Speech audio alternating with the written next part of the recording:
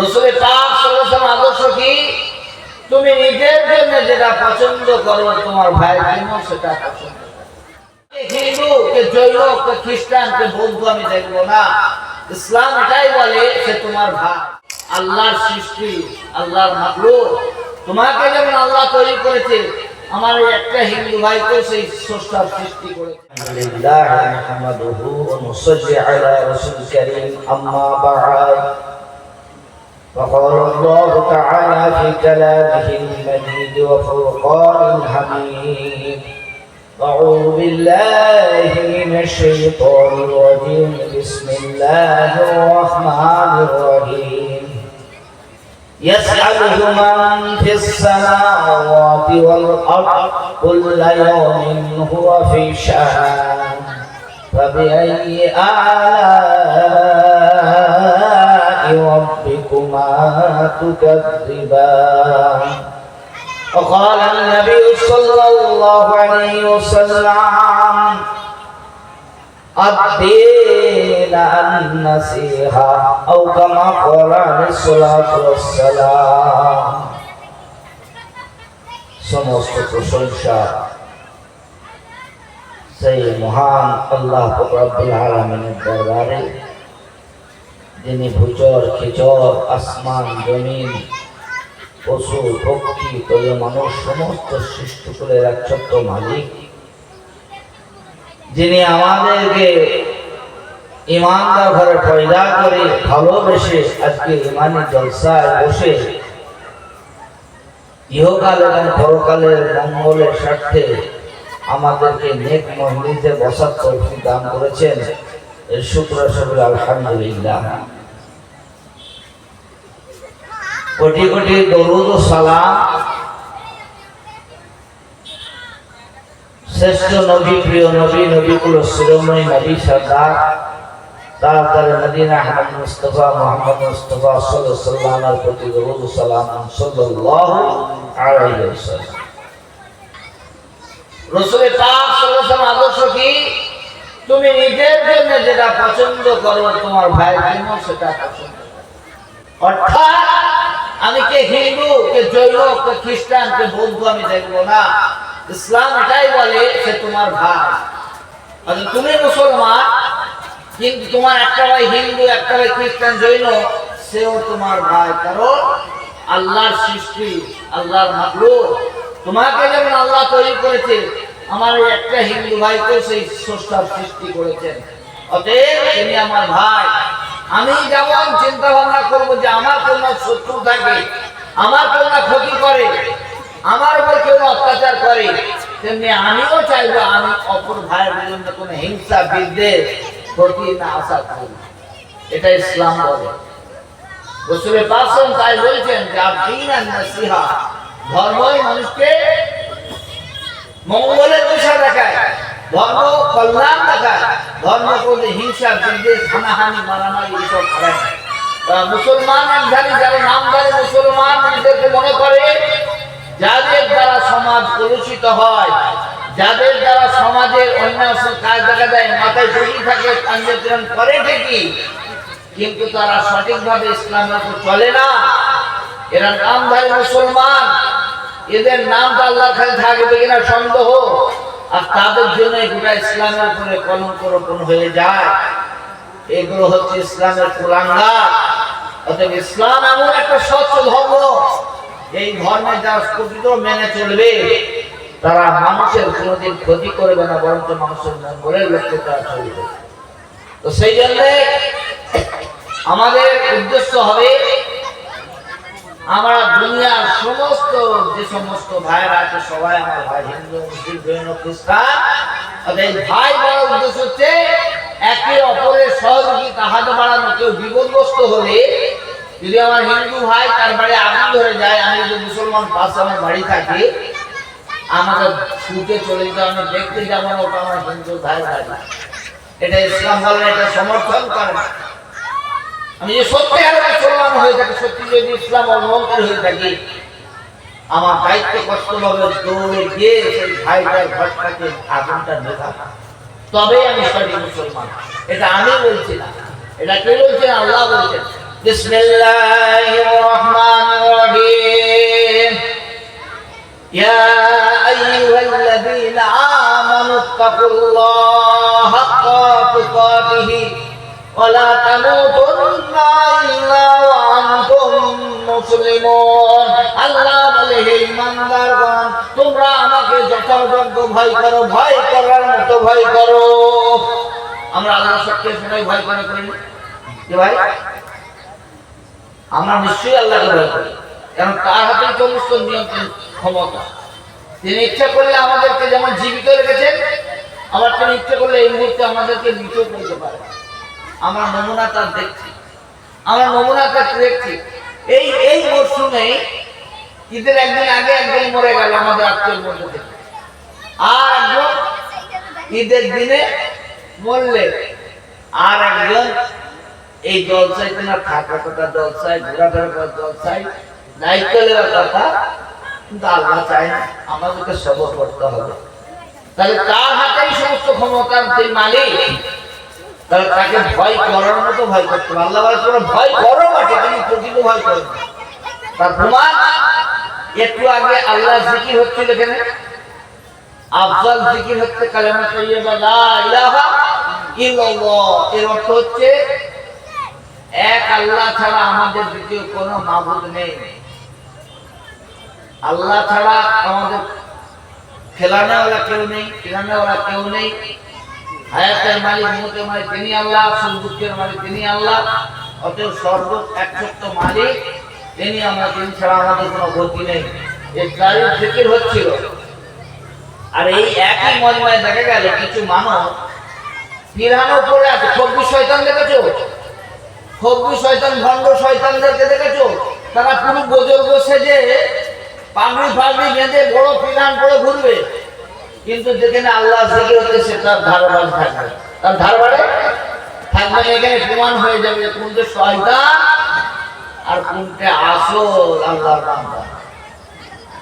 কোন মজমাকে যখন আমি অ্যাভয়েড করে চলে যাব, তখন আমি এটাই প্রমাণ করব যে আমি ওই দলের লোক। যেখানে জিকিরের মজলিস হচ্ছে সেই জায়গায় আমি, সেই মাহফিলের চত্বরে যখন আমি ঘোরাঘেরা করতেছি হাত বেঁধে, তখন আমি প্রমাণ করছি যে আমি আল্লাহকে মোটেই ভালোবাসিনি, রসুলকে মোটেই ভালোবাসিনি। অতএব ওই দলে আমি, ওই দলে আমি মসজিদের ধারে বাড়ি দিয়ে যাচ্ছি বটে, যখন আযান হচ্ছে আমি মুখ ঘুরি অন্য রাস্তা ধরেছি, আমি ওই দিকে দিই। তো লা ইলাহা ইল্লাল্লাহর অর্থ এটা নয়। আমি টিকিট কেটেছি হাওড়া যাবো বলে, টিকিটটা আমার হাওড়া পর্যন্ত নির্ধারণ হয়ে গেছে, কিন্তু আমি হাওড়ার দিকে না যে খড়গপুরের দিকে যাচ্ছি। টিকিট ধরবো না, ধরবো না, টিকিট ধরবো না, ধরবো না। আমার বিয়ে কি বলে, তখন তাকে যদি বলি কেন হ্যাঁ আমি তো টিকিট কেটেছি, আমি যদি খুশি যেতে পারি, এটা হলো কি? এটা আনন্দ। আমার হাওড়া পর্যন্ত যেতে হবে, হাওড়াগামী হতে হবে, হাওড়ার দিকেই যেতে হবে। আমি যখন খড়গপুরের দিকে যাব, আমাকে ধরবে যে তোমার এদিকে লাইন নেই, তুমি বেলাইন হয়ে গেছে, তুমি বেলাইন হয়ে গেছে। তো আমরা সবাই কলমা পড়ি, কলমার বন্ধনে আছে, আল্লাহকে ভয় করি, কিন্তু যখন আযান হয় মসজিদে ঢুকতে ভালো লাগে না, আল্লাহর ঘরটা মোটে আমাদের ভালো লাগে না। আমরা সবই কিছু করি, আল্লাহকে ভয় করি, যখন করে নেট মসজিদে সবাই ওখানে আমার ভালো লাগে না। আমরা ভুত করে ভুতের মতো আমরা ইধার আর উধার করি, এগুলো আমাদের ভালো লাগে না। এইখানে ভালো লাগতো এই মজমা প্যান্ডেল ফেলতে ফেলতো, যদি এখানে ফাংশন শুরু হয়ে যেত, যদি মিউজিক ডান্স হতো, কাউকে অনলাইন করে দাও করতে হতো না। আপনি এসে প্যান্ডেল ফ্যান্ডেল ফেলিয়ে আগে সব শুরু করে দিত। তো কোনটা শয়তান আর কোনটা মোমেন, এটা পরিচয় হয়ে যায়। আমার ভাইরা, এটা 17তম জলসা। তো 17তম জলসা কমিটির সদস্যরা মনে হয় কতজন আছে? 51 জন আছে। 17 জন তো দূরের কথা, 7 জন প্রকৃত নামাজি হয়েছিল সম্ভব। তারা কিসের সদস্য? তারা সব লোকে আজকের জলসা, তারা আহ্বানকারী। তারা চেয়েছে মানুষরা, আল্লাহর বান্দারা আল্লাহর দিকে হয়ে যাক, রসুলের দিকে হয়ে যাক, এই জন্য এত পয়সা খরচ করে জলসা দিয়ে তারা আহ্বানকারী, আল্লাহর দিকে তারা ডাক দিয়েছে আল্লাহর বান্দাদেরকে। তারা কিন্তু উদ্ধারে নেই। কেমন লেগেছে? কেমন লাইনে লেগেছে? ওই রমজানটা হলো, তারপরে ব্যাস সমাপ্ত। হয়তো ইমাম সাহেবের পিছনে গুনগুন শুরু হবে, কিন্তু ও হাম কাজ নেই করতে হয়। আমি যে দায়িত্ব আছি আমার কাজ কেন, আমি তো চাইবো আমার সদস্য বাড়ুক, আমার ক্যান্ডিডেট বাড়ুক। আমি যে লাইনে আছি, আমি যেদিকে যাই সেই দিকে সদস্য বাড়ুক, আমার এটা লাভ। সেই জন্য আমি এই কথা বলি। তো 17তম জলসা 17টা যদি হতো তার সার্থক হতো যে হ্যাঁ এরা প্রকৃত 5 ওয়াক্ত নামাজি হয়ে গেছে, রোজাদার হয়ে গেছে, দিনদার হয়ে গেছে। কিন্তু উদ্দেশ্য হলো ইন্নামাল আমালু বিন্নিয়াত। আল্লাহ বলে তোমার নিয়তের উপরে ফলাফল আমি নির্ধারণ করি। আর তুমি যদি মনে করো আমি জলসা করবো খালি করবো আর কত পয়সা মানবে সে দিয়ে আমি এক একটা নাম জানতে কাজ করবো, ওই অদ্ভুত করবো সে বাদবাকি তোমার আসল মুসলমান দিয়ে তোমার পঞ্চায়েত বলবো। আমার ভাইরা, তো সেই জন্য আমাদের কাছে আল্লাহর ডাক্তার বড়, রসুলের ডাক্তার বড়। কার ডাক্তার বড়? আমি সত্যিকার মুমিন মুসলমান হয়ে থাকি, সত্যিকার যদি আল্লাহর বান্দা হয়ে থাকি, আমাদের কাছে আহ্বানটা ডাক্তার এরামটা কার বড়? আল্লাহর ডাক্তার বড়, আল্লাহ রসুলের ডাক্তার বড়। হযরত হামজালা রাদিয়াল্লাহু তাআলা তরুণ যুবক, নতুন বিবাহ বন্ধনে আবদ্ধ হয়ে গেছে। আরবের বুকে একজন রূপবতী সুন্দরী হুরুনের সাথে বিবাহ করেছে। যেদিনে বাসর রাত আরম্ভ হয়েছে, বাসর রাতটা ডেফিনেশনটা কি? মনে হয় ওই রাতটা যদি অনেক বড় হতো তাহলে ভালো হতো।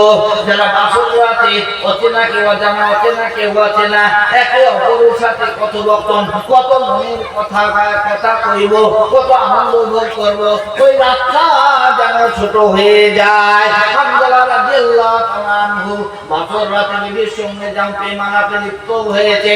এমন সময় চলে পাক সাল্লাল্লাহু আলাইহি ওয়াসাল্লামের ডাক হচ্ছে, ও কে কোথায় আছো? আজ ইসলাম বিপন্ন হতে চলেছে, তোমাদের জান নিয়ে তোমরা বেরিয়ে পড়ো।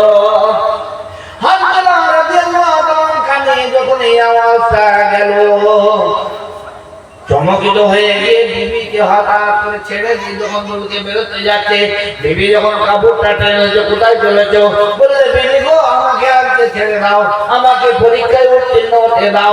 তোমার ডাকের থেকে আল্লাহর ডাকটা আমার কাছে বড়, আল্লাহ রাসূলের ডাকটা আমার কাছে বড়, তুমি আমাকে ছেড়ে দাও। বিবি বলছে, ও আমার প্রাণপতি, আমি তোমাকে প্রেমে আবদ্ধ লিপ্ত করতে চাই না, তুমি আজকে আমার প্রথম সাথী। তোমার অন্ধকারে তোমার মুখখানা কেমন আমি পরিষ্কৃতভাবে দেখতে পাই না, চিনতে পারি না, তোমার মুখখানা একবার আমি দেখতে চাই। তুমি আমাকে ছেড়ে দাও। আল্লাহ যদি চায় কালকে আমার জান্নাতের বাগিচায় আল্লাহ তোমার সঙ্গে আমার সঙ্গে মিলিত করবে। হামজালা রাদিয়াল্লাহু তাআলা নানা তলোয়ারটা নিয়ে দৌড়ে চলেছে ওই জিহাদের ময়দানে, যেখানে কাফেররা সমুদ্রে রণক্ষেত্র রণাঙ্গনে হয়েছে। হামজালা রাদিয়াল্লাহু তাআলা সেইখানে গিয়ে যখন তলোয়ার চালাতে শুরু করেছে, তলোয়ারে যখন খনমনি আওয়াজ হচ্ছে, বিদ্যুৎ গতিতে আলো চমকিত হচ্ছে, হামজালা রাদিয়াল্লাহু তাআলা একের পর এক 10-12টা খতম করে দেওয়ার পরে শহীদ হয়ে গেলেন। যুদ্ধ যখন সমাপ্ত হয়ে গেল, হামজালা রাদিয়াল্লাহু তাআলা সবাই খোঁজাখুঁজি করছে, হামজালা রাদিয়াল্লাহু তাআলা রাস্তা খুঁজে পাচ্ছে না। কিছুক্ষণ বাদে যখন তার রাস্তা খুঁজে পাওয়া গেল, ধরাধরি যখন আনা হল, সাথীরা আনলেন, দেখা গেল তার মাথা থেকে টস করে দাড়ি মোবারক ভিজে পানি পড়তেছে। সেই অবস্থায় যখন তাকে দাফন করে দেওয়া হলো, পরের দিন রাসূল পাক সাল্লাল্লাহু আলাইহি ওয়াসাল্লাম সাহাবা বললেন, ইয়া রাসূলুল্লাহ, হাবিবাল্লাহ, আমরা যখন হামজালাকে আমরা দাফন করলাম, সেই সময় দেখা গেল যে তার মাথা থেকে এই টপে পানি দাড়ি মোবারক ভিজে যে পড়ছে। আল্লাহ রাসূল বললেন, দেখো হামজালা রাদিয়াল্লাহু তাআলা ওই বাসলে যে তার মনে হয় ফরজ গোসল হয়নি, যেহেতু আল্লাহর ডাক থেকে বড় মনে করেছে, আমার ডাক থেকে বড় মনে করেছে, বেরিয়ে পড়েছে। আল্লাহ তাআলা তাকে ফেরেশতার মারফত দিয়ে তাকে পাক পবিত্র করে পাঠিয়ে দিলেন। সুবহানাল্লাহ। যারা আল্লাহ হয়ে যায়, আল্লাহ তাআলা হয়ে যায়। ফাযকুরুনি আযকুরুকুম ওয়াশকুরুনি ওয়ালা তাকফুরুন। আর আমাদের সমস্ত চাওয়া পাওয়া আশা আকাঙ্ক্ষা বাসনা কামনা কার কাছে? আল্লাহর কাছে। হ্যাঁ, আল্লাহ বলেন ইয়া আইয়ুহাল্লাযীনা আমানু ইসতাঈনু বিস-সাবরি ওয়াস-সালাহ, হে আমার ঈমানওয়ালা বান্দাগণ, তোমরা নামাজটা ধৈর্য ধরে আদায় করে আমার কাছে সাহায্য প্রার্থনা করো। ইন্নাল্লাহ, নিশ্চয়ই আমি আল্লাহ মা'আস সাবিরিন, যারা নামাজ আদায় করে ধৈর্য সহকারে আমার কাছে সাহায্য চায়, আমি আল্লাহ তাআলা সাহায্যকারীর সঙ্গী হয়ে যাব। সুবহানাল্লাহ। আল্লাহ বলে প্রকৃত বান্দাকে আমার আছে আমি একটু পরীক্ষা করে নিই, আমি একটু যাচাই করে নিই। দুনিয়াতে যেমন আমরা আলু পেঁয়াজ চাল মশলা তেল ডাল এগুলো যাচাই করে নিই, আল্লাহ পাক তার বান্দাদেরকে যাচাই করে নেয় কি করে? তাদেরকে ভয় দিয়ে, তাদের ক্ষুধা দিয়ে, তাদের পিপাসা দিয়ে, তাদের ফসলের ক্ষতি দিয়ে আল্লাহ তাআলা পরীক্ষা করে। যেমন আমাদের মধ্যে থেকে একটা সাথী বিদায় হয়ে গেল, এটা আল্লাহর পরীক্ষা, তোমরা সবর করো। যারা প্রকৃত ঈমানদার হবে, যারা প্রকৃত আল্লাহর বান্দা হবে, যখন তাদের মধ্যে আল্লাযীনা ইযা আসাবাতুহুম মুসিবা, আল্লাহ পরবর্তী যখন কোনো তাদের উপর মুসিবত আসবে, ঈমানদার বান্দা কোন আল্লাহওয়ালা বান্দাগণ কি বলবে? সবর করে কি বলবে? ক্বালু ইন্না লিল্লাহি ওয়া ইন্না ইলাইহি রাজিউন। আমাদের বলার কিছু নেই, আল্লাহ রাব্বুল আলামিন যেটা নির্ধারণ করেছেন তার উপরে আমাদের সবর করে তিনি পাঠিয়েছেন, আবার তার কাছে আমাদের ফিরে যেতে হবে। এরাই সঠিক পথ প্রাপ্ত। উলাইকা আলাইহিম সালাওয়াতুম মির রাব্বিহিম ওয়া রাহমা ওয়া উলাইকা হুমুল মুহতাদুন। আল্লাহ তাআলা তাদেরকে সাক্ষী দিচ্ছেন। আমার ভাইরা, সেই জন্য আপনাদের কাছে আমার অনেক নয় যে আমরা জলসা করছি, জাম দিচ্ছি, আমাদের হযরত সভাপতি বসে আমরা এই তালিম পেয়েছি আপনা সে কাম শুরু করো। তিনি তার সাহিত্যের মাধ্যমে, লেখনের মাধ্যমে একটা উপমা দিয়েছেন। আচ্ছা বলো তো, আজকে যদি 1 ঘন্টার মধ্যে কালীনগরটাকে সাফ করতে বলা যায়, সম্ভব হবে কি? 1 ঘন্টার মধ্যে পুরো কালীনগরের যত নোংরা ময়লা আছে এগুলোকে সাফাই করে দাও, সম্ভব হবে? সম্ভব হয়ে যায়। যদি বলে প্রত্যেকের উঠোনগুলো, প্রত্যেকের রেখাগুলো নিজে নিজে 1 ঘন্টা সাফাই করে দাও, হবে না? হবে। তাহলে প্রত্যেক কালীনগরটা পুরো এলাকাবাসী নিজে নিজে যদি সাফাই করে, ওই 1 ঘন্টা সময়ের মধ্যে কমপ্লিট সাফাই হয়ে যায়। তো বলা হচ্ছে আপনা সে কাম শুরু করো। কে ভালো হচ্ছে মন্দ হচ্ছে দেখতে দেখতে আমি নিজে ইনভ্যালিড হয়ে যাচ্ছি এটা নয়, বলকে আমাকে আগ্রাম হতে, আগে আমাকে ভালো হতে, আমি ভালো হব, আমি ভালো হবার পরে আমার ভাই কিছু ভালো হওয়ার জন্য তুমি আগে নিজেদের আগ্রাম থেকে বাঁচার চেষ্টা করো, তারপর তোমার আহলে বাইতকে বাঁচাবার চেষ্টা করো। কিন্তু আমাদের আসল বাদ দিয়ে বকরি লাগে কি, আমি যে অবস্থায় আছি আমি খালি অপরকে ভালো হতো, ওটা হয়। ভালো হতে গেলে সবাই নিজে নিজে যখন ভালো হয়ে যাবে, সবাই নিজে নিজে যখন নামাজ হয়ে যাবো, নিজে নিজে যখন হয়ে যাবো, নিজে নিজে সমাজ সেবীমূলক হয়ে যাবো, অটোমেটিকলি পুরো এলাকা তথা দেশ ভালো হয়ে যাবে। আজ বলতে ইচ্ছা যাচ্ছে, আগেকার আমরা যখন ছোটবেলায় ছিলাম, আগেকার যে সমস্ত সমাজসেবীমূলক সংগঠন ছিল তারা মানুষের সেবামূলক কাজ করত, তাদের নিজেদের কি হবে এটা তারা দেখত না। আর ইরানি করে এমন হয়েছে যতবারে পৌঁছলে মানুষ মারে, যতবারে এদিকে বলছে মানুষের কল্যাণের জন্য আমরা বেরিয়েছি, তোমরা সবাই আমার দলে চলেছো, তোমাদের সব কিছু উন্নয়ন আমরা করে দেবো, সব উন্নয়ন করে দেবো। আর এমন খেলা খেলতেছে যাতে করে তোমরা মাথা বাড়ি লাঠাতে রক্ত হয়ে যাও, 10টা মরলে আমার লাভ আছে, 10টা মরলে মোর লাভ আছে। কেন 10টা মরলে লাভ আছে? মানে তাদের জন্য নিচে দরদ দিয়ে চিল্লাচ্ছি, তখন আর 100টা বলতে সালা আমাদের হয়ে গান লড়তেছে, তাহলে একই দিতে হবে, যাকে ছাপ একই দিতে হবে। এগুলো বোঝার দরকার আছে। আসলে কেউ সত্যিকারের মানব কল্যাণ মানব সমাজের মধ্যে নেই। তাহলে মানুষ মারার কলা তো তুমি দিকে দিকে চতুর্দিকে দেখো প্রায় মানুষ অশান্তির সাগরে হাবুডুবু খাচ্ছে আর তারা রক্ষা করছে এবং দুনিয়া থেকে অকালে বিদায় হয়ে যায়। আমার ভাইয়ের যে তারা ভালো হতো, যদি তারা আল্লাহ হতো, তাহলে তারা তাদের মধ্যে এই চিন্তা করতো যে আমি আমার দ্বারা যেন কোনো রকম কারো অবমাননা ঘটে, আমার দ্বারা কারো ক্ষতি না হয়, যেটা হজরত আমিরুল মুমিনিন হযরত ওমর রাদিয়াল্লাহু আনহু ছিল। যে সত্যিকারে যারা খোদা প্রেমী রসুল প্রেমী সে বাদশা হলে মানুষের লাভই হয়।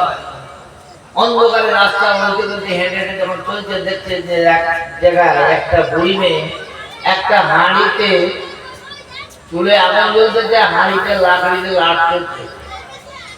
হযরতে আমিরুল মুমিনিন সেখানে দাঁড়িয়ে দাঁড়িয়ে দৃশ্যখানা দেখছেন। ঘন্টার পর ঘন্টা যখন দেখছেন তবু রান্না শেষ হয় না, ছেলেগুলো কাঁদতে কাঁদতে ঘুমিয়ে পড়েছে। হযরতে আমিরুল মুমিনিন আস্তে আস্তে গলার আওয়াজ দিয়ে বলছেন, বুড়িমা কি ব্যাপার, আপনি এতক্ষণ ধরে রান্না করছেন, আপনার রান্না কমপ্লিট হয় না? ওই সমস্ত মাসুম ছেলেগুলোরা খিদের জ্বালায় ঘুমিয়ে পড়েছে। বলছে, বাবা আমি এমন একটা বাচ্চা রাজত্বে বাস করছি, আজকে কয়েকদিন না হারে আমরা পড়ে রয়েছি, আমাদের ছেলেগুলো পড়ে আছে, কেউ আমাদের দিকে ঘুরিয়ে তাকায় না। এরকম জালেম বাদশার দরবারে আমরা রাজত্বে আছি, আমাদের কথা কেউ খেয়াল করে না। আমি কি করছি, একটা কৌশল অবলম্বন করেছি, ওই ছেলেগুলোকে থামাবার জন্য মিথ্যে অভিনয় করছি, তাদেরকে রান্নার ভান করে চুলোতে পানি আর পাথর দিয়ে, হাঁড়িতে পাথর দিয়ে লাটছি, যাতে করে ওরা বুঝে মা রান্না করছে। কিন্তু বাবা আসল কিছুই নেই, ওই হাঁড়ির মধ্যে পাথর দিয়ে পানি দিয়ে লাটতে লেগেছে। তার সাথে কিনে দৌড়ে দৌড়ে মালের খাদ্যের বোঝানো চলে গিয়ে আটার বস্তাটা নিজের ঘাড়ে নিয়েছেন। কে নিয়েছে? একজন বাদশা, আমাদের বাদশা। আর ওই বাদশা বস্তা লোক মোর গায়ে ভর্তি হয়ে যাবে, চুলের বস্তা লোক, ময়দার বস্তা নিয়েছে, ময়দার বস্তা যে মাথায় কেমন হয় না ফিরে লাই গোটা দুনিয়া গামা ভর্তি হয়ে যায়। বাদশা কি করেছে, ময়দার বস্তাটা আটার বস্তাটা পিঠে করে যখন নিয়েছে আর সাথীকে বলছে তুমি খেয়ে ট্রেন চালাও, সাথী আদর করার জন্য একরাম করার জন্য বলছে, হুজুর আপনি হালকা দিন, বরঞ্চ আমাকে ময়দার বস্তাটা দিন, আটার বস্তাটা দিন। বলছেন, ও ভাই তুমি কি আমার গুনার বোঝাটা সেদিন বইবে বলো, আর যদি আমার গুনার বোঝাটা না বইতে পারো আমাকে আমার বোঝাটা বইতে দাও। বাদশা আটার বস্তা নিয়ে দৌড়তে দৌড়তে এসে নিজে হাতে ছেলে রুট তৈরি করে, খাদ্য খাবার তৈরি করে ওই সমস্ত মাসুম বাচ্চাদেরকে ক্ষুধার্তটা তুলে তাদের খাওয়াতে লেগেছে। অবশিষ্ট খানা বুড়িমা খেতে দিয়ে বললেন, বুড়িমা আপনি কালকে রাজার দরবারে আসবেন, বাচ্চার দরবার আসবেন, বাচ্চাকে বলে আপনার একটা ভাতের ব্যবস্থা করে দেওয়া। পরের দিনে বুড়িমা যখন গিয়ে দেখে না, ও বাবা কাল রাতে যে যার সঙ্গে আমার দেখা হলো সেই বাচ্চা সিংহাসনে বসে আছে। বুড়িমা ভয়ে আতঙ্কিত হয়ে গিয়ে বলতে, বাবা আমাকে ক্ষমা করে দাও, আমি বুঝতে পারি যে তুমি বাদশা, তুমি আমিরুল মুমিনিন, আমি অনেক কিছু কটু কথা বলে ফেলেছি, বাবা আমাকে মাফ করে দাও, ক্ষমা করে দাও। আপনাকে আমিরুল মুমিনিন নিজেও ছোট হয়ে গিয়ে, বুড়িমা আপনি আমাকে ক্ষমা করে দেন, আমার দেখভালের কারণে আপনারা কয়েকজন না হারে রয়েছেন, যেটা আমার দায়িত্ব ছিল, আমার রাজত্বে আমার এলাকায় কোনো পূজা করে না কষ্ট ভাই, কিন্তু আমার দেখভালের কারণে, আমার গাফলতের কারণে তোমরা এইভাবে কষ্ট দিয়েছ। অতএব বুড়িমা তুমি আমাকে ক্ষমা করে দাও। ইসলামের এই চিত্র যদি এখন পাওয়া যাচ্ছে, সবাই বলে সময় ছিল, সবাই বলে আমরা মানুষের সেবায় নিয়োজিত। আসল সময় ছিল, আসল সেবায় নিয়োজিত মানুষ কল্যাণে কে থাকবে, যেটা খোদাকে না চিনবে, যেটা রসুলকে না চিনবে, সে দুনিয়ার কাউকে তার বাপ মাকেও চিনবে না। এখন যে বাপ মাকে ছেলেরা দেখতে পায় না, তার খুদাকে মানে না, রসুলকে মানে। যে রসুলকে বড় বড় মানতো, খুদাকে বড় বড় মানতো, দুনিয়া যে বড় বাপ মা বড়